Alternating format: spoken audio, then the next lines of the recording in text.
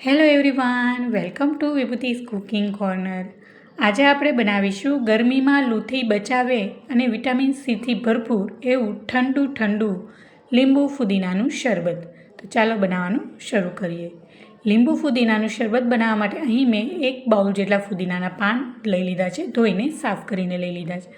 અને એની સામે એટલી જ એક આખો બાઉલ જેટલી ખાંડ લીધી છે. તમે અહીં મિશ્રી પણ લઈ શકો છો. હવે અહીં મેં બાઉલ જેટલો જે ફુદીના લીધા હતા એને એક મિક્સર જારમાં પ્યુરી બનાવી લઈએ અને થોડુંક પાણી મેં એડ કર્યું છે. તમે જોઈ શકો છો ફુદીનાના પાનની પ્યુરી બની ગઈ છે અને એક બાઉલમાં ટ્રાન્સફર કરી લઈએ. અહીં મેં એક નોનસ્ટિક પેન લીધું છે અને જે 1 બાઉલ જેટલું મેં ખાંડ લીધી હતી એમાં એડ કરી દઈએ. અહીં તમે સાકર લેતા હો તો એ પણ એડ કરી દેવાની છે. હવે અહીં મેં 1 આખા ગ્લાસ જેટલું પાણી એડ કરી દીધું છે.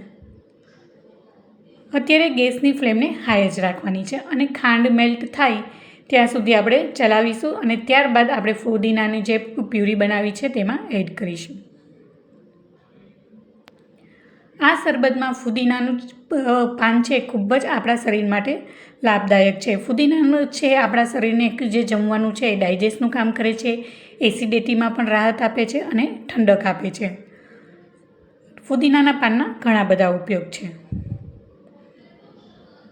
હવે આપણે ખાંડ આમાં મેલ્ટ થઈ ગઈ છે અને જે ફુદીનાની પેસ્ટ બનાવી છે એમાં આપણે એડ કરી દઈએ અને એકદમ ઘટ એવી આપણે જે મધ જેવી ચીકાશ હોય એવી આપણે સ્ટીકી બનાવવાની છે.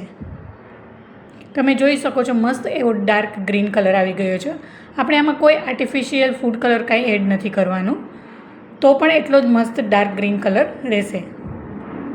તમે જોઈ શકો છો કે આપણી જે ખાંડનું પાણી છે એ ધીમે ધીમે જે થીક થવા લાગ્યું છે, ચીકાશવાળું થવા લાગ્યું છે ને મધ જેવી સ્ટીકી બનાવવાની છે આ ચાસણી.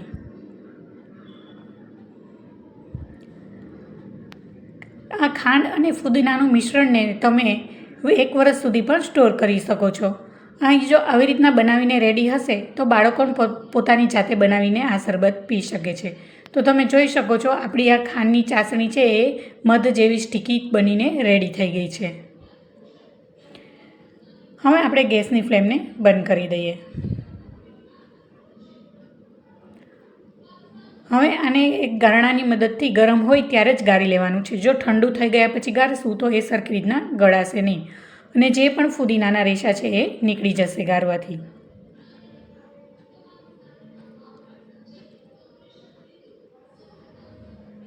આવી રીતના બનાવી અને કાચની બોટલમાં ભરીને રાખી તમે આખું સમર તમે આ શરબત પી શકો છો અને ફટાફટ 1 મિનિટમાં જ બની જાય છે.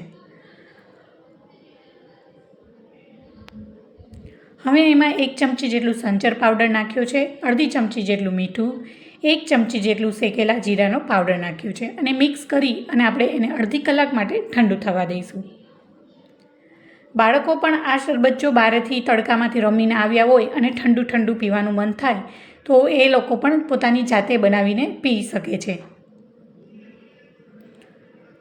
હવે આપણું આ સિરપ છે એ ઠંડુ થઈ ગયું છે. ત્યારબાદ અહીં મેં 5 લીંબુનો રસ કાઢીને એમાં એડ કર્યો છે.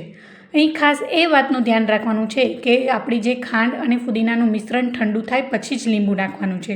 જો ગરમમાં લીંબુ નાખીશું તો એ કડવાશ પકડી લેશે અને શરબતનો ટેસ્ટ કડવો આવશે. તો એ વાતનું ખાસ ધ્યાન રાખવાનું છે.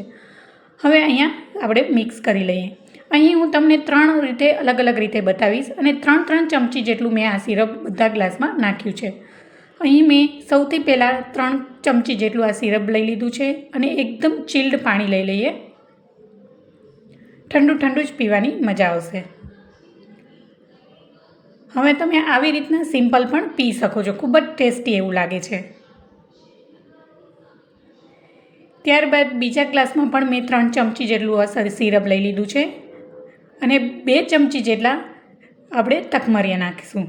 તકમરિયા છે એ ખૂબ જ તાસીરમાં ઠંડા હોય છે અને ગરમીમાં ખૂબ જ આપણા શરીરને ઠંડારક આપે છે અને હેલ્થ માટે પણ સારા છે. અને એકદમ ચિલ્ડ પાણી આપણે એડ કરી દઈએ અને મિક્સ કરી લઈએ. તો તૈયાર છે બીજું આપણું આ સબ્ઝા એટલે કે તકમરિયાવાળું લીંબુ ફુદીનાનું શરબત. હવે ત્રીજી રીતને પણ તેમાં પણ મેં 3 ચમચી જેટલું સિરપ નાખ્યું છે અને આપણે જે સાદી સોડા હોય છે એમાં બનાવી શકીએ આપણે. અહીં તમે સ્પ્રાઇટ પણ લઈ શકો છો. સોડા સાથે પણ એ ખૂબ જ ટેસ્ટી એવું લાગે છે. તો ત્રણેય અલગ અલગ રીતે મેં અહીંયા તમને બનાવીને બતાવ્યા છે ને ત્રણેય અલગ અલગ ટેસ્ટમાં છે અને ખૂબ જ સરસ લાગે છે. ચોક્કસથી ઘરે ટ્રાય કરજો. ઘરમાં બધાને ગરમીમાં આ ઠંડુ ઠંડુ લીંબુ ફુદીનાનું શરબત બધાને બહુ જ ભાવશે. ને લીંબુ છે એ તડકામાં લૂથી બચાવે છે અને આપણા શરીરને ઠંડક આપે છે. તો તૈયાર છે લીંબુ ફુદીનાનું ઠંડુ ઠંડુ શરબત. કેવી લાગી રેસીપી કોમેન્ટમાં જરૂર જણાવજો. જો વિડીયો ગમ્યો હોય તો લાઇક કરજો, ફ્રેન્ડ્સ એન્ડ ફેમિલીમાં શેર કરજો ને મારી ચેનલને હજી સુધી સબસ્ક્રાઈબ ન કરી હોય તો સબસ્ક્રાઈબ કરજો ને આવી જ નવી નવી રેસીપી માટે બાજુમાં આવેલું બેલ આઇકન બટનને પ્રેસ કરજો જેથી નવી નવી રેસીપીના નોટિફિકેશન મળી રહે. Thank you for watching.